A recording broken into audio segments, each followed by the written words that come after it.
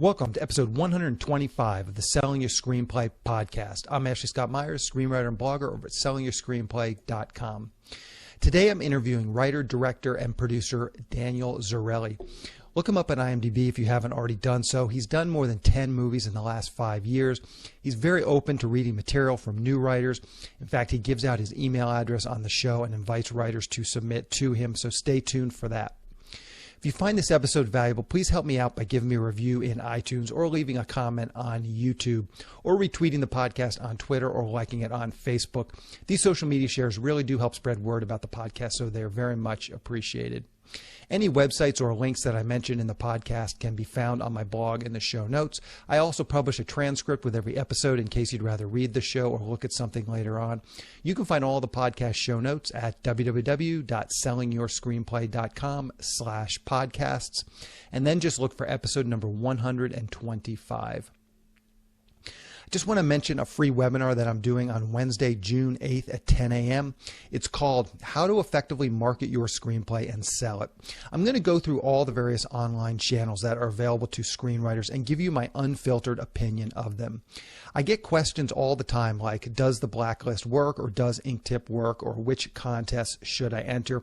I've tried pretty much every marketing channel available to screenwriters, and I'm going to share my experiences with them.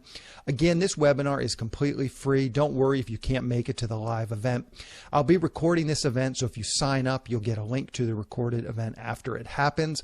To sign up, just go to www.sellingyourscreenplay.com/free webinar. Again, that's sellingyourscreenplay.com/free webinar. I will, of course, link to it in the show notes. Also, if you're already on my email list, you don't need to sign up again. Anyone on my email list already will be getting the information so that they can attend this free webinar as well. Quick few words about what I'm working on. Probably no surprise if you've been listening to this podcast for the last couple of months. Once again, the main thing I'm doing is just pre-production for my crime action thriller script, The Pinch. I ran my first big casting session last week trying to find the 2 leads for the film. I got a lot of great actors auditioning, so that's going very well. I feel like I got a lot of good choices. I'm going to start doing some callbacks over the next couple of weeks. Once I get these 2 leads cast, I think the other casting should fall into place. All the other parts are like, maybe 3 days of filming, 4 days of filming, 1 day of filming. So all the other parts are pretty small, but these 2 leads, I pretty much need almost every single day of filming. So I want to get them cast get the best actors I can possibly get into those spots. And then I will start to cast the other roles as well. There are a lot of parallels between actors and writers. It's fascinating to just watch this sort of play out and to see dozens of actors all fighting for a role in this micro-budget film. With writers, it's not dissimilar. We're all fighting for the attention of producers who are making films, even low-budget films. So, we're trying to do the actors are trying to get cast in this thing, but they're just showing up by the dozens and coming in, reading the material. And ultimately, I look at these actors and, there's a lot of actors. We probably read, let's say 70 actors, and, at least probably 10 of them seemed like really good actors that they could do the part. So maybe 5 people for each role.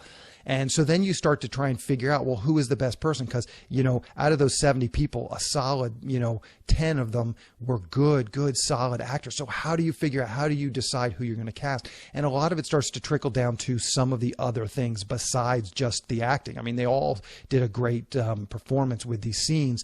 And so a lot of it starts to become the other things, like, their personality.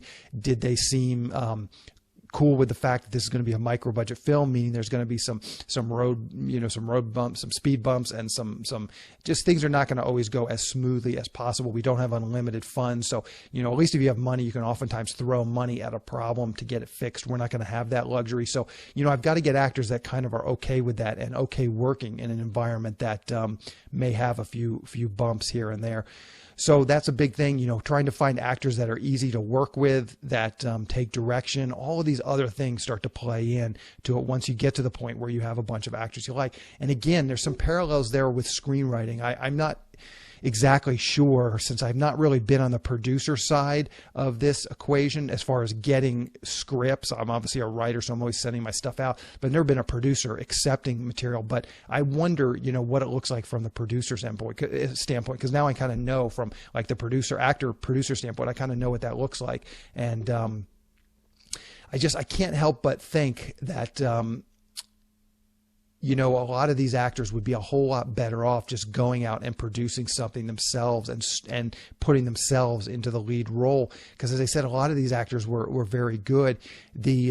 You think about just the amount of effort and energy, you prepare for the scenes, you have to drive down there, you take a few hours to go down there and audition, and you add up all that time and money. And I just wonder if maybe they couldn't just shoot something themselves, some micro budget film themselves, and if that wouldn't be a better use of resources. And again, I throw that onto writers as well. I wonder if writers wouldn't be better off spent just going out there and producing stuff. Anyways, I'm slowly getting the logistical stuff worked out as well. I'll be continuing to do casting over the next couple of weeks. I'll hopefully have those two leads cast here in the next, let's say maybe 2 or 3 weeks. I've been trying to figure out the insurance issues on the production. It's a bit complicated. I've been getting some quotes on insurance, and the quotes are kind of all over the map. And now I'm starting to understand why. What I'm finding is that, like any insurance policy, they simply, they can make them almost as cheap as you want, but then they don't really cover much of anything. So there's 2 things that you're getting insurance for on a feature film like this. Number one is just like property damage, and if a PA is in the middle of the day driving his car, your insurance will cover that. But on set, if something breaks at a location, maybe a window gets busted, or if the camera gets broken, or really any kind of stuff like that, that's one set of insurance. As I said, is property damage. And that's fairly inexpensive. I've got quotes on that are less than $500 for the whole production. So that's fairly inexpensive. The equipment we're using on this production is not super expensive. We're not using hundreds of thousands of dollars worth of equipment. I think the camera is worth, $5,000-$6,000. We'll have a light package and stuff, but all total, the total value of this stuff is probably, maybe $10,000 or $20,000 worth of equipment. So it's not huge. So there's not a huge amount of equipment we're using, and therefore that insurance is fairly inexpensive. But the big thing with the property insurance is you need it to rent stuff. If you go to a movie rental house here in LA, they're going to want to see that paperwork that you actually do have insurance, in case the stuff you rent gets broken. They want to make sure that they get their stuff back, or if they don't get it back, they at least have an insurance claim to go after. So you need that insurance claim, and as I said, it's pretty inexpensive to get that, so that's no problem. But the bigger issue is the workers' comp insurance, and here in I'm not really sure about the rest of the country, but in California, you're definitely supposed to have it with something like that, and that quote is definitely much more expensive. And again, it's kind of all over the map, and there's different levels, there's different ranges of how much it is, but you really need that, and that's if somebody gets hurt. Obviously, if somebody does accidentally get hurt on set, you want to make sure that you're covered. You cross your fingers, you hope nobody does get hurt, but if something does happen to somebody, you want to make sure you have the insurance so that they're covered in their medical bills and whatever, lost wages, and if they can't work for a while, you want to make sure you have insurance to cover that. And so that's the quote that I'm trying to get now. And as I said, it is complicated because it's not always an apples to apples comparison. Anyway, so that's one of the things I'm working on. I'm hoping to get all this stuff kind of worked out in the next couple of weeks. I have 4 locations in this script. I've got 1 location locked, so that's great. So I've got to get 3 more locations. I've got good leads on other 2 locations, and so I'll hopefully have those locked here in the next week or so. So that'll give me 3 of my 4 locations. And then the other location is the house, which is, probably about half or maybe a little more than half of our shooting days. I'm figuring right now about 8 shooting days. I did hire a first AD, and he's actually breaking down the script. So hopefully by next week on the podcast, I will have an actual schedule from my first AD, and I'll know more precisely. But just from my sort of glancing at the script, I'm thinking I'm going to need this house for 8 days, but I'm kind of going to punt a little bit on that and, wait till maybe a week or 2 out before filming and kind of just go make some offers to people that are selling their house or renting their house, and see if I can't find someone that hasn't rented it out and just get them say, okay, fine, I'll take $1,000 for the 8 days. So that's kind of what I'm waiting to see. I do have a couple of backup plans. My wife's grandfather lives fairly close by. He has a house that we could potentially use. And in worst case scenario too, we could potentially, my house isn't quite right and it's a bit outside of LA. So there's a couple of downsides to it. But if worse comes to worse and I'm not able to find another house, I can actually use my house. So that's kind of just making sure. And as I said, that will give me the confidence to wait to maybe a week or two before the production to try and find the house. As long as I know I have a couple of backups that will work, then I'm not going to be too stressed out about it. And if I don't find anything, then I'll just have to use my house. Worst comes to worst. But that's my plan. As I said, just still plugging away, finding locations, crewing up, and doing some casting sessions, and all the other things. I'm doing a lot of emails with other various crew positions, getting those. As I said, I did hire my first AD. I guess I hired him actually a couple of weeks ago, but I just sent him the script last week, and so that's why he's going to start breaking that down. So, anyways, things are moving along nicely. I've basically got a little less than 2 months now to get this thing prepped. We're starting July 9th, so that's our kind of drop dead begin shooting date. Anyways, so that's what I'm working on. Slowly but surely, I am getting this together. So now let's get into the main segment. Today, I'm interviewing writer, director, producer Daniel Zarelli. Here is the interview. Welcome, Daniel, to the Selling Your Screenplay podcast. I really appreciate you coming on the show with me today. Oh, sure. Thanks for having me. So to start out, maybe you can just give us a quick overview of your background in the entertainment industry, just how you broke in, and maybe talk a little bit about how you got some of your first professional jobs. Yeah, no problem. I actually, I grew up in La Jolla in San Diego, and I came up to Pepperdine, and I thought I was going to be a lawyer. And then I started writing screenplays. I took screenwriting classes at Pepperdine and fell in love with it. And fortunately, I ended up graduating with speech communication and creative writing. And my first screenplay that I wrote got me a job on the lot in Culver Studios. I didn't end up buying the screenplay, but it got me entry into a position where I worked my way up from the bottom. Okay, perfect. And maybe talk about that first sale a little bit. How did you find the buyers for that script? When I was at Pepperdine, I started directing music videos and working on my own stuff that I was shooting. And this company called Windmill Entertainment at the time was doing music videos as well. And that's how I started connecting with them, and they read my first screenplay. It wasn't a sale, but it got me that first job. And I spent about a decade directing music videos. I directed about 250 music videos. I did about 100 rap videos as well. And started working with Rolling Stones and doing documentaries for Michael Jackson.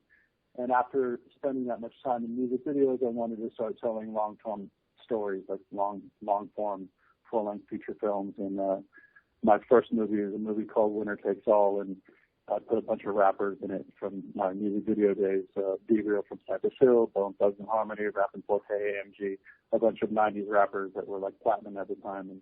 And that was my first script that I co-wrote and directed, called Winner Takes All. And then, from there I just, I've written about 25 screenplays, and maybe 10 of them have been made. And yeah, so that's kind of, I worked my way up in production from the bottom, and then started doing my own projects. And a lot of it was based on my writing. Yeah. And maybe we can back up even just a little bit further. So how did you get those first music videos? Were they just like, you out hustling local bands, shooting on no budget? Maybe talk about some of those first videos that you started doing and how you kind of worked your way up. Sure. I mean, very early on, I realized that it's not what you could talk about, it's what you could prove on your reel. So I started shooting the first music video that I directed actually was $800 of my own money, and shot it on 35. And funny enough, I wrote the song, and then this producer produced the song. I'm actually an artist too. I used to sing when I was younger, in my 20s. And so I shopped that at a couple of labels, and on a Friday or something like that, I finished the music video. I edited it in my friend David Bellino's garage. I directed it, and it was my song. It was kind of a do-it-yourself thing. And then that Sunday I had a meeting at a record company, and Monday morning they hired me for $10,000 to direct a music video for them. I said, we don't want to sign you as an artist, but who did that video? It's really cool. And so I did a bunch of $10,000, $15,000, $20,000 music videos, and then I can only talk about this now actually, but I started doing documentaries for Michael Jackson dancers. He would hire me to photograph these poppers, lockers, and break dancers, and they'd pay them and pay me. So I started shooting these things for Michael Jackson, directing these sort of industrial documentaries, and the Rolling Stones caught wind of that, and I did a test shoot for Voodoo Lounge CD-ROM, which was huge in the 90s, which was cutting-edge media at the time, with a guy named David DeLito as well, who, again, I edited my first music video in his garage. And from there, I ended up producing 5 different shoots for the Rolling Stones, and we did the whole Rolling Stones Voodoo Lounge. So I worked with Mick Jagger directly, and, so after 2 years of forming my company, Pop Art Film Factory, in 1990, after graduating from Pepperdine, I was working with the Rolling Stones and Michael Jackson. So I'm like, okay, this is working out pretty well. Yeah. Okay, that's a great story. Very, very inspiring. So let's dig into Crossing Point. Maybe to start out, you can just give us a quick pitch or a log line. Just kind of tell us what the film's about for people that haven't seen it yet. Yeah. So Crossing Point is about a character who goes down, crosses over into Mexico and Baja with his girlfriend, and who's half Latina, and she gets kidnapped. And he has to basically get the phone call from a cartel that he's got 24 hours or 14 hours to get across the border with a backpack full of drugs that they're going to kill his girlfriend. So it's a sort of gritty crime drama action film where a guy is racing against time to save his girlfriend. And that didn't make it easy on production because we move constantly. Basically there's tons of locations and the character is constantly on the move. And I think it's a hard-edged drama that's very realistic. I've spent, I've probably gone to Mexico 50 times. Like I said earlier, I grew up in La Jolla, so the border was 30 minutes away. So I was very interested in making a realistic movie based in Mexico. And, on the flip side of it too, which is the detective in Tijuana is one of the heroes. So it's not just a exploitation film with, bad Latino characters or whatever. It follows Jacob Vargas, who is the Tijuana police guy who's tracking down and trying to help this guy from the sidelines as he makes his way across the border. Yeah. So let's dig into this a little bit as far as the screenplay goes. How did you find this screenplay? Did you know these writers beforehand, or maybe just tell us sort of exactly how you found it? Yeah, so Sean Locke is the guy, incidentally, is the guy who's playing the lead character, but he co-wrote the screenplay, and he approached me to direct the movie. And there was, in the beginning, there was some, I thought, non-reality going on in the screenplay, and since I'd spent so much time in Mexico and very, with my sort of rap street credibility, I wanted to make sure that the script was street legit as well as, Hollywood legit. So, I did a polish and a rewrite on the screenplay. So they hired me to direct it and do a polish on the screenplay, which I did. And from there, we had a couple different offers to make the movie in like Atlanta and other places for a bigger budget. And I'm like, hell no, this movie can't be made in Atlanta.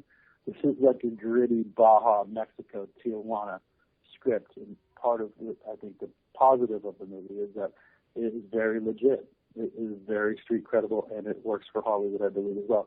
So, in the development process, we shook out sort of the two Hollywood sides of it, try to make it very realistic and compelling. And so, again, I'm a writer as well, so I usually take a whack at the screenplay that I get attached to. Not always, but, I think a lot of what I've done in this career has been through writing.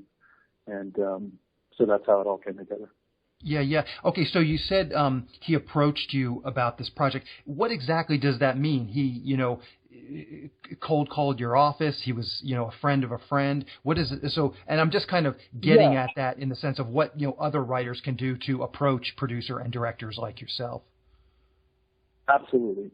Well, one thing I would say is that I'm very open to reading synopses and pitches for scripts. I get probably sent at least, 30 pitches a month, at least on average once a day, for screenplays. And I'll usually read a page or a paragraph or something, and then if I like it, I will request the script.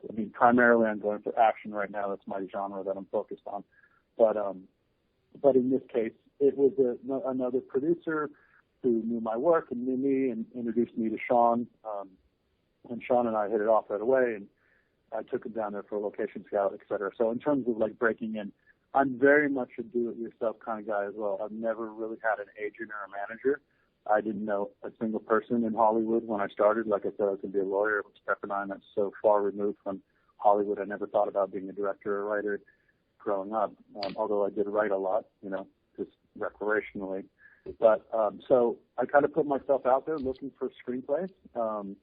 And, if anyone has a pitch they want to send me, can I get my email out or website? Or no, we'll definitely. At the end. Now, you may regret doing it, but at the end, I'll definitely, we'll wrap all that stuff up, and that will be my final question. You can give out your contact information. I'm curious. One thing I get a lot of from writers is they want to direct their script, or maybe they're an actor and they want to star in their script. And I'm always leery to recommend such a thing because I think that will hurt their chances of actually selling the script. And how did that play into this particular? I mean, he came to you with this project. Obviously, he was an actor. He wanted to star in it. Did you have to look at his reel and make sure that he had the acting chops? Did that give you some pause for concern when you first introduced to him? Yeah, I totally understand, and I believe that you're right, 95% of the time. Sean actually didn't want to star in it originally, and we started looking at other people, and Sean has a great look. He did some, he does stunts and stuff like that. He's done some little small acting things. I actually had to really convince him to do it. I knew right away that he could play the role, maybe because he's co-written the script, and and kind of the character is very similar to him. He's a good-looking guy. He's got acting chops. He's got a bit of an accent that he had to work around a bit. He's from Europe, but I believed him as the lead from the beginning. So we did look at other names and people, and it's one of those things where, okay, can you get a name actor XYZ to play the lead?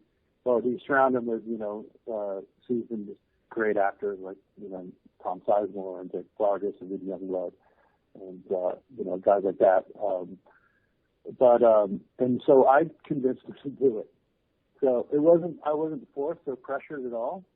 It was something that I came to sort of the realization that Sean was the right guy for the role. And I'm glad I made that choice and he agreed. But it wasn't easy. I said, dude, just play the role. You wrote it for yourself, just do it. I know I could direct you and guide you through this role. I could see it. And I think he did excellent. I think the guy's got acting chops. He's got the look. He's sympathetic, and he carries the movie. Again, he's surrounded by really excellent actors all around him, but that's how it transpired. So I'm curious, and you kind of were hinting at it just a moment ago, was saying you're kind of looking for action scripts, and this is a very commercial, high concept premise. And so I wonder sort of how much does that play into you're taking on a project. Obviously, there's some projects are going to be more commercially viable. You must sometimes read scripts that you really like, but you don't think you could necessarily get financed. So maybe talk about sort of the practicality of what you're looking for and what you think is actually selling. Absolutely. So I did about 4 or 5 years ago, I did a slate of movies for Lionsgate, Grindstone Lionsgate, where they came to me and said, we want to do we want to put the UFC MMA stars in action movies, and we'll give you, XYZ budget. And so what I did was, I came up with 10 concepts. I wrote with 2 other co-writers. We pitched 10 of them. We ended up getting commissioned to write 5 screenplays, and we made 4 out of 5 of those movies. I directed 2 of them and executive produced the other 2, including The Lockdown with Vinnie Jones, et cetera. But so that process of going through, and at the same time, Lionsgate had me lead sort of a search for action stars as well to be in the movie. We did a big online sort of presentation to get people to submit tapes of action. So I've kind of focused on action for the past 5 years. And through the structure of action, I mean, I'm always looking for, good concepts that have 8 to 10 action sequences in it, kind of good story structure, well-written screenplays, and a good hook. Now, right now, the MMA movie, the straight fighting movie is a little bit played out. There's too many lousy movies on the market right now, and that's not a good genre. But I do like the sort of, Taken, Bourne Supremacy, kind of Liam Neeson style of acting, like action movies, where it's got a strong dramatic actor in the lead that he goes through a bunch of action scenarios. So what ends up happening is if somebody pitches me something, I can tell by the synopsis usually if it's something that I'm interested in. Because my focus has been narrow, I've had a lot of success making movies, getting movies made. I've done 7 or 8 movies in the last 2 years. In fact, 3 movies that I directed are all coming out within 3 months of each other. Crossing Point and Time Rush, another action movie that I shot in Thailand, and I just have another movie with Steven Seagal called The Asian Connection that I directed and also co-wrote with Tom Sizemore, a guy named Grace Lamone. So development of screenplays is huge in the reason why I'm getting movies made, and my focus on action, good stories, good drama, and my narrow thinking in terms of not really accepting things out of my genre. If it's something out of my genre with money, I'll produce it or whatever, but in terms of what I direct, I'm very focused on a specific type of action movie, action script. And if a writer submits something to me and it's close, and I think it's good, then, sometimes we'll develop it together. So the whole, your site and what you do, very much plays into what exactly that I'm doing constantly and looking for, which is to find really solid writers that have good hooks for the screenplays, and then take those hooks and develop them. If they're close, let's say it's 80% there, I'll help under the last 20% together to make it something that's viable, something that I want to direct or produce. And but if it's 50% there, then a lot of times I say, hey, this is cool, but come back to me with something else. But I can't take something on the 20-yard line and take it to 80 yards. I'd like the screenplay to be 80% there, and I don't mind helping develop the last 20%.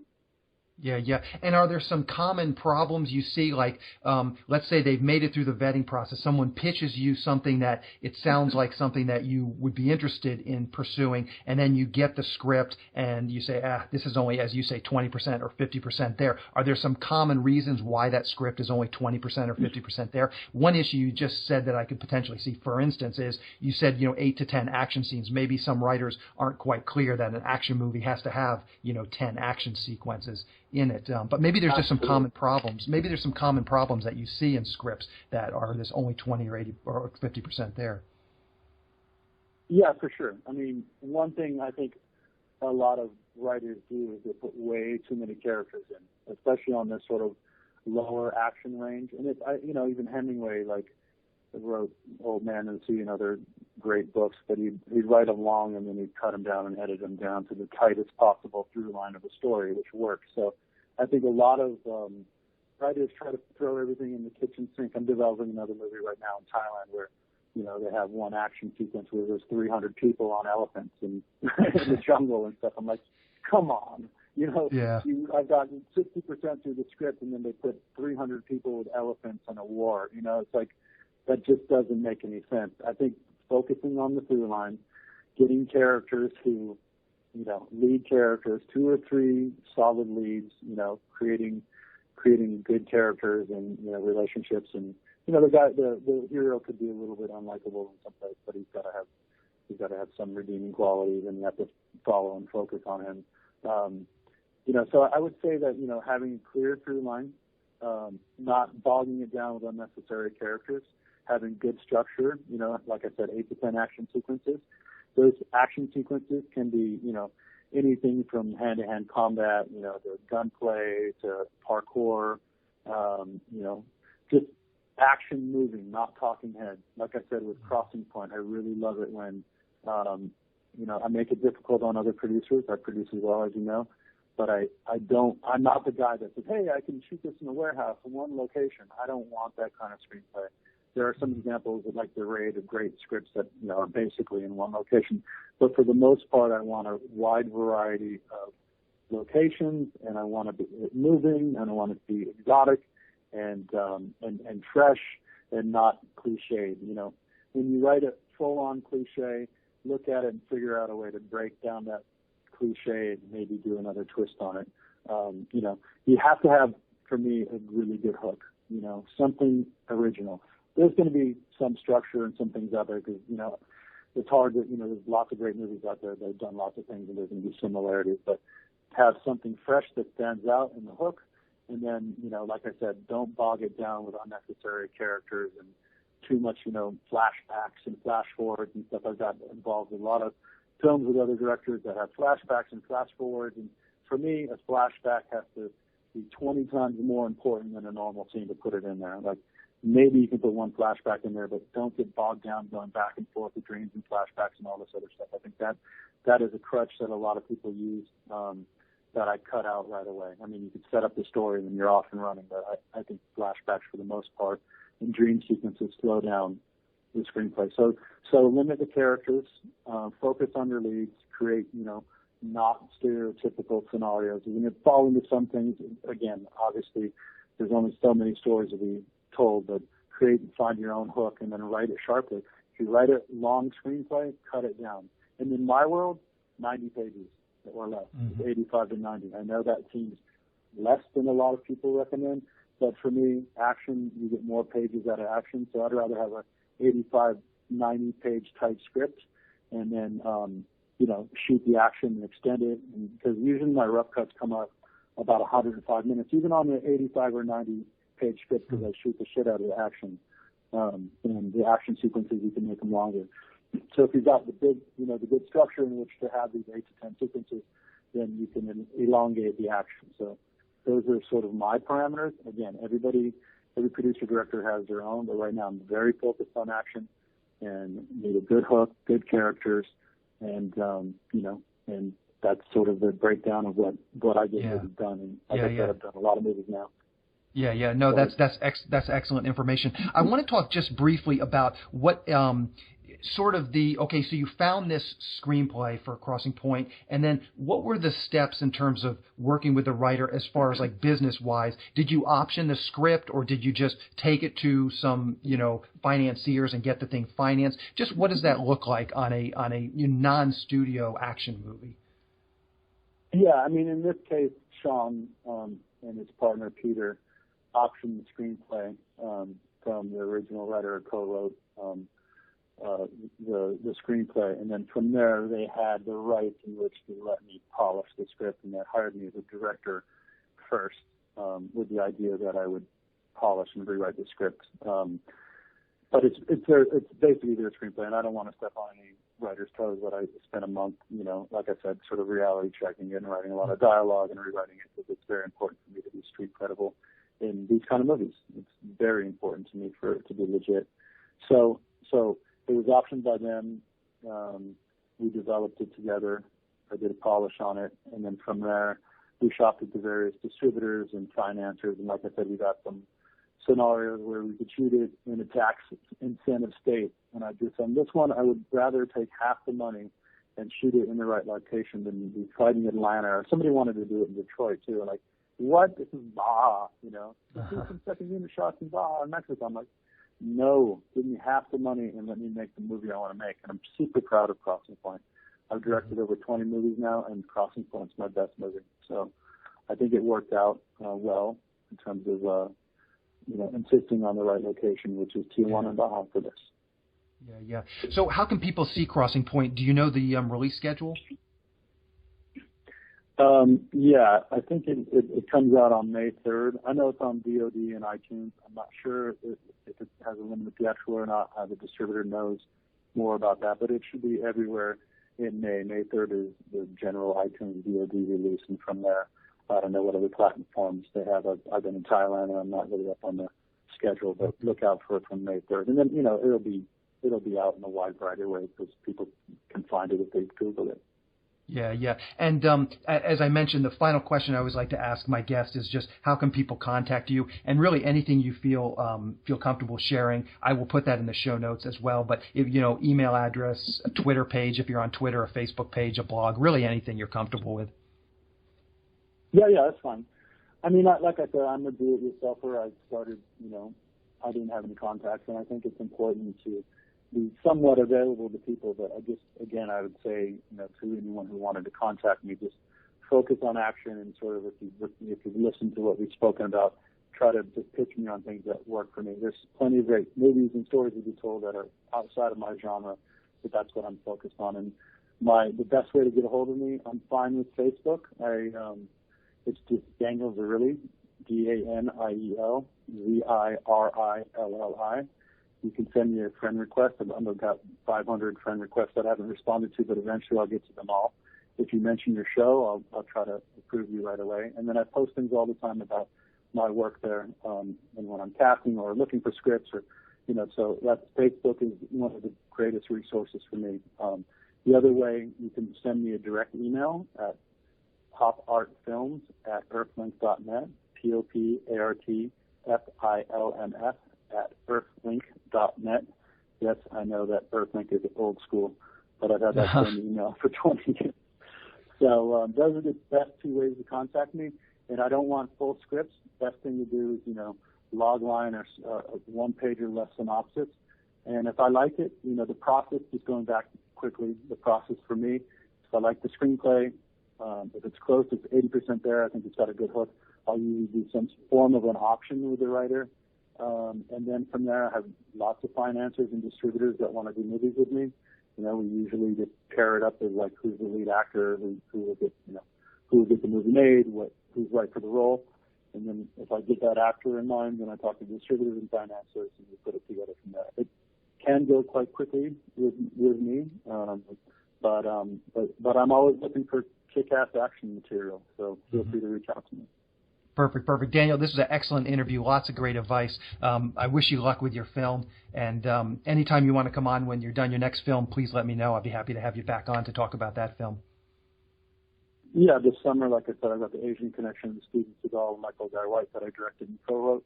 So maybe we could talk about that in a couple months. But thank you very much for absolutely. your time. Thank you. Everybody listening. All right. Take care. Thank you. We'll talk to you later. I just want to mention two things I'm doing at Selling Your Screenplay to help screenwriters find producers who are looking for material. First, I've created a monthly newsletter that will be sent directly to producers. Every member of SYS Select can submit one logline per newsletter. I went and emailed my large database of producers and asked them if they would like to receive this monthly newsletter of pitches. So far, I have well over 300 producers who have signed up to receive it. These producers are hungry for material and happy to read scripts from new writers. So if you want to participate in this pitch newsletter and get your script into the hands of lots of producers, sign up at sellingyourscreenplayselect.com. Again, that's sellingyourscreenplayselect.com. And secondly, I've partnered with one of the premier paid screenwriting leads sites so I can syndicate their leads to SYS Select members. There are lots of great paid leads coming in each week from our partner. Recently, I've been getting 10 to 12 high-quality paid leads per week. These are producers and production companies who are actively looking to buy material or are looking to hire a screenwriter for a specific project. If you sign up for SYS Select, you'll get these leads emailed directly to you several times per week. These leads run the gamut from production companies looking for a specific type of spec script to producers looking to hire a screenwriter to write up one of their ideas. There are shorts, features, there are producers looking for shorts, features. There are producers looking for TV and web series pilots. So it's a huge array of different types of projects. No matter what kind of project you're working on, I'm sure you will find some leads that are pertinent to you. And these leads are exclusive to our partner and, of course, to SYS Select members. To sign up, go to sellingyourscreenplayselect.com. Again, that's sellingyourscreenplayselect.com. I recently set up a success stories page for people who have had success through the various SYS Select services. If you want to check that out, just go to sellingyourscreenplay.com/success. So in the next episode of the podcast, I'm going to be interviewing Dave Bullis. Dave is a screenwriter who lives outside of Philadelphia. He's got an interesting story to share. He also runs his own podcast called, of all things, the Dave Bullis Podcast. He's interviewed dozens. I think he's up well over 100 episodes with his podcast. He's interviewed dozens of filmmakers, screenwriters. So I'd highly encourage you to check that out as well. He actually interviewed me on his podcast too. So I will link to that in the show notes. That episode came out a couple of weeks ago, and then the episode I recorded started, where I'm interviewing him. That's going to come out next week through the SYS Select podcast. He's done a great job networking and meeting filmmakers in his local area outside of Philadelphia. So he's got a lot of great practical tips on how you can do that. If you're outside of LA, he's got a lot of great tips on how you could potentially meet filmmakers in your area. Just start to network. He's created writers groups. He's done a lot of great stuff. And we talk about a lot of it on the podcast. So keep an eye out for that episode next week. So to wrap things up, I want to touch on something from today's interview with Daniel. Obviously, I love to hear stories like this. I mean, he just went out and started shooting videos. He spent his own money to get started, and he worked his way up like that. I think that's a great template for anyone looking to get into this business. I mean, I talk about this almost every single episode, doing shorts, doing music videos, just getting out there and doing stuff at whatever level you can afford to do it is really just a great way to learn and to network and to get yourself out there. As promised, he did give out his email address on the podcast, so feel free to email him. However, I would caution you, he clearly stated that he was looking for action scripts. So please don't waste your time pitching him other stuff at this time. Be respectful. He's being very generous, basically just saying, hey, send me your pitches. He gave out his email address. So, just be considerate of his time, and don't send him, your quirky indie comedy. I mean, that's clearly not what he's looking for. So there's really no need to send that to him. There's an old adage, act professional and you will be treated professionally. So please keep that in mind as you submit to him, or really any other producer. Just act professionally, and that will go a long way to actually getting to know these producers and being taken seriously. One interesting note, Daniel is a producer who's on my email and fax blast list to producers. So that's a service that I sell where you can have your query letter just blasted out to producers. He's actually on that list. He also is one of the producers who opted to receive the monthly SYS Select newsletter. And again, I just mentioned that a moment ago. That is a newsletter that everybody who's a member of SYS Select gets to submit a log line and then sent over to him and the other 300 producers that are on this list. So these producers, he's not a guy, he's also listed on IMDb Pro with his email address. And I point that out because I get a lot of people saying, how can I sell my script? And that's like the first, simplest, cheapest thing that I recommend. IMDb Pro, and this is like an actual real world example. IMDb Pro, I think it's like $15 a month. I think they even give you like a 2-week free trial. So if you have absolutely no money, I think you could probably sign up and run for 2 weeks and create a database of producers like him. And then you can start to pitch them. And again, that would be literally free because I think they give you a free trial. But even if you have to buy it for a month, I think it's only $15. So there's a lot of people like him on IMDb Pro, also obviously on my lists as well. He's not a hard guy to pitch, and he's very much someone who's always looking for interesting material. He's precisely the type of producer, I talk about this a lot on the podcast, but he's precisely the type of producer that you want to network. He's someone who is clearly making movies, and he's also willing and open to reading material from just about any writer who pitches him something that he thinks sounds interesting. So, really think about that. These guys are out there. There's probably hundreds, if not thousands, of guys like him who are out there, making movies and looking for material. The key is just building that list and getting to know those producers. So again, this is a real world example. I would highly recommend going on IMDb and IMDb Pro and looking around at those types of just drilling down and looking at these types of projects. Perhaps look at other projects that are similar with other producers and see if you can't get their email address, because they might also be willing to accept pitches. Anyways, I hope this was helpful. As I said, I really enjoyed talking to him. I think there's just a lot of great information that Daniel gave us today, and hopefully it's inspiring to you, and will get you writing and maybe even just get you out there producing your own stuff too, because I think that's a great way to go. Anyway, that's the show. Thank you for listening.